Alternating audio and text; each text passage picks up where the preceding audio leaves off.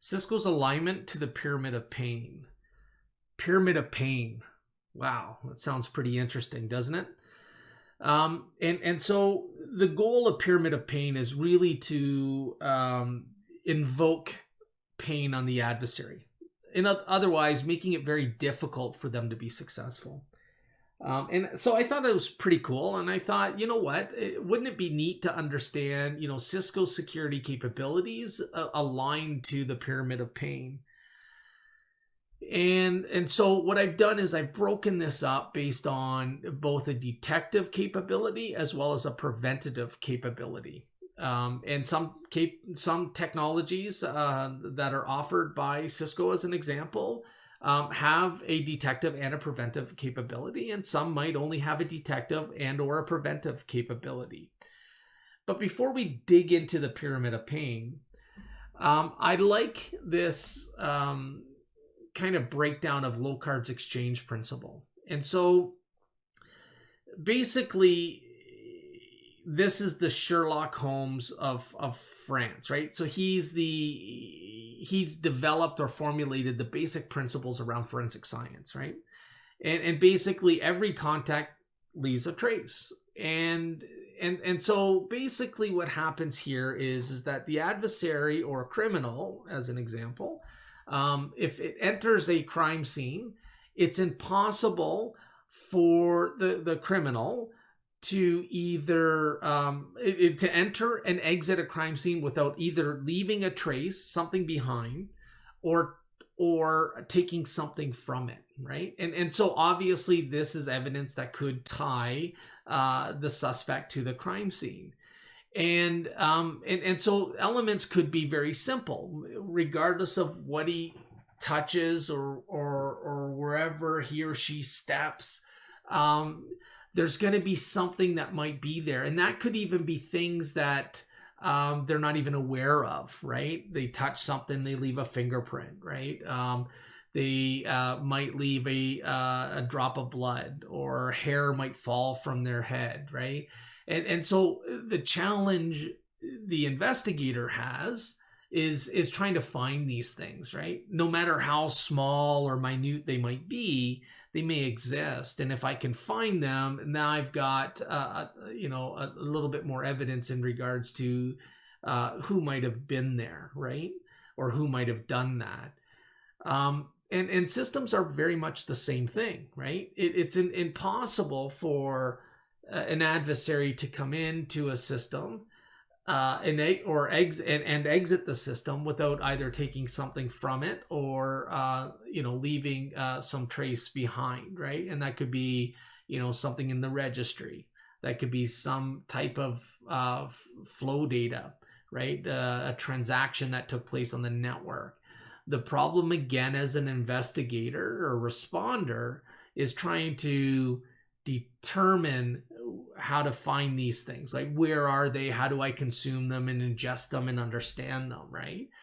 And I think I've seen a stat, and I can't find it, but it does kind of make sense, right? Maybe the percentages are off, but I believe the percentage was, 20% of the adversary's time is really used to defeat your defensive capabilities. So, right, you've got this, whether you want to call it platform, architecture, point product, best of breed, whatever you might want to call it, 20% of the adversary's time is used to defeat those defensive capabilities. And 80% of the time of the adversary is actually trying to understand the environment they compromised, right? And moving laterally in the environment. So when you think about forensic data, you start thinking about, flow data, right? DNS data, IP address data, right? Maybe host and network artifacts. These are all things that are important to truly understand the adversary, right? And obviously invoke those controls in place. And sure, you want this all automated, but the reality is, there's going to be things that a human will still need to do, right? And so the pyramid of pain is going to help us understand that a little bit better. So when we look at the pyramid of pain, the goal here again is if you look at the pyramid, the higher up, the harder it is for the adversary to overcome, right? And so things like, hash values, IP addresses and domain names, these are pretty simple things for the adversary to overcome.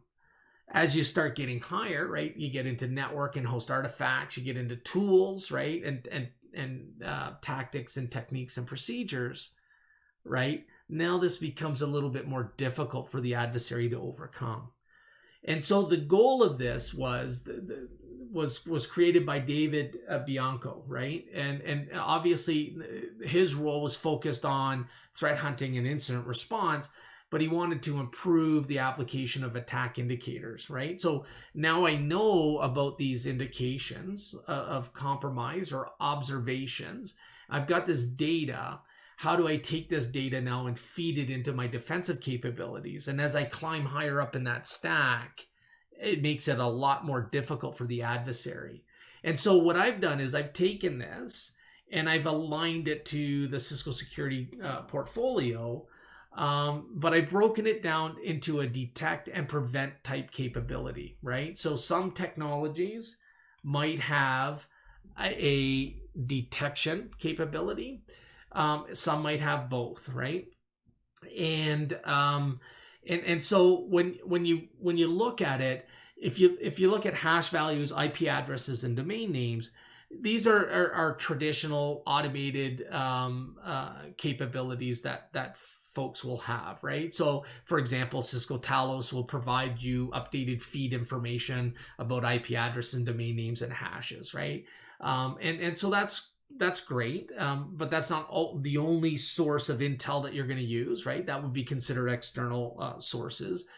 But you might also have some internal sources and development around your own threat intelligence that you might also determine that these hash values and IP addresses and domain names are suspect or suspicious, or an adversary is using them. And then how do you take those capabilities or those observations or indicators now of compromise and ingest them into your defensive capability?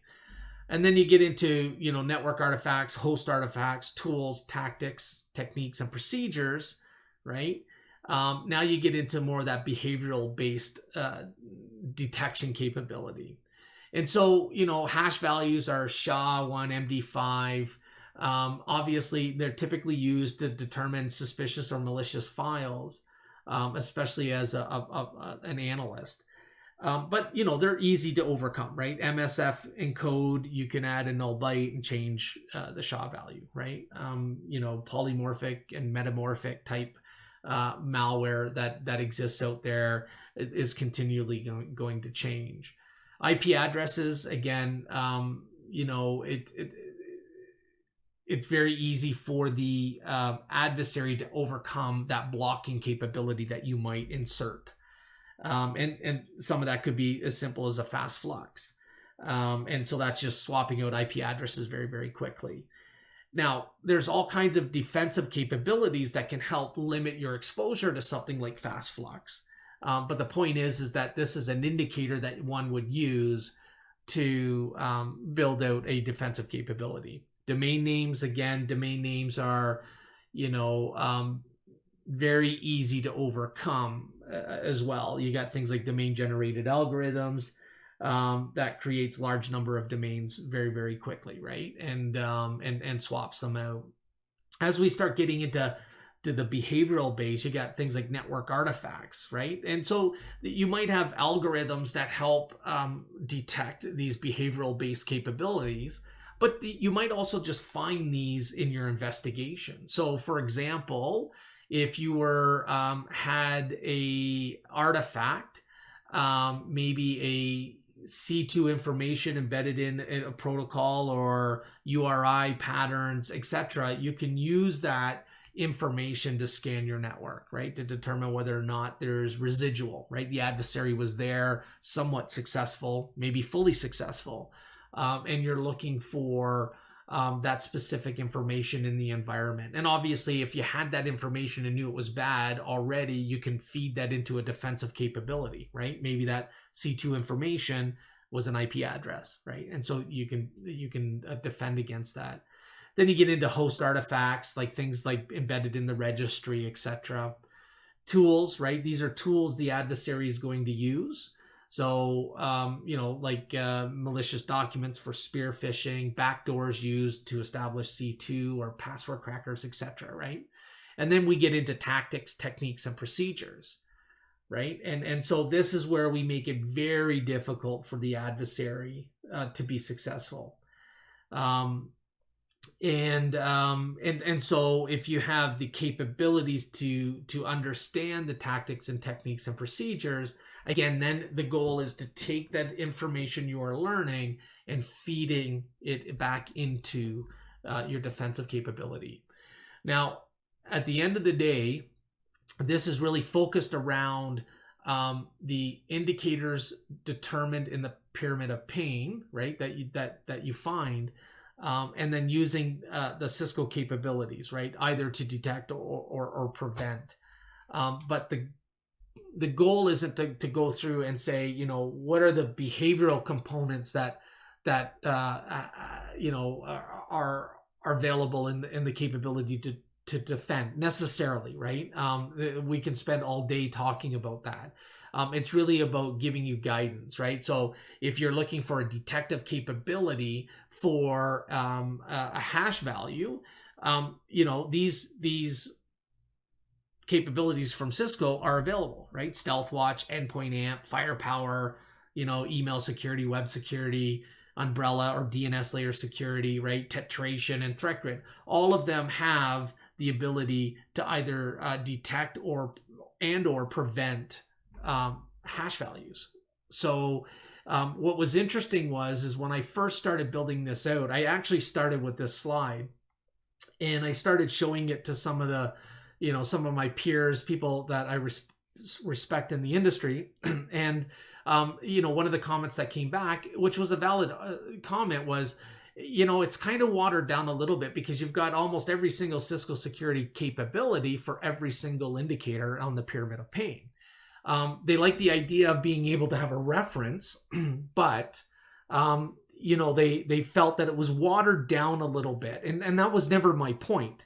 My point isn't to include Cisco security for everything here. It's really about empowering the end user to be able to very quickly understand where the indicator might be, and what tools that might help them either detect or prevent that indicator. And so when I went through this and started really analyzing each one of these technologies, I did find that actually every one of these do align to every one of the indicators that are aligned in the pyramid of pain. And so I broke this down, obviously, with justification.